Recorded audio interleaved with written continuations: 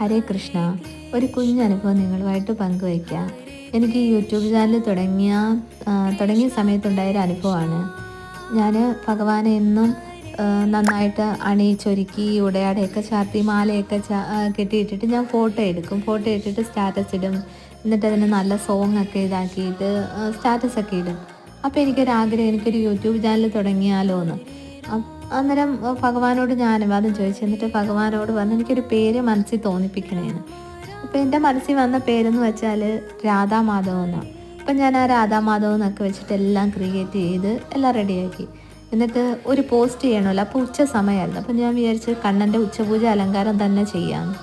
അപ്പോൾ അന്ന് കണ്ണൻ്റെ ഉച്ചപൂജ അലങ്കാരത്തിൽ ഭഗവാൻ വന്നത് രാധാസമേതനായിട്ടായിരുന്നു.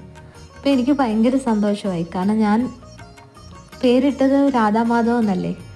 അപ്പം ഭഗവാൻ അന്ന് രാധാസമേതനായിട്ടല്ലേ വന്നത്.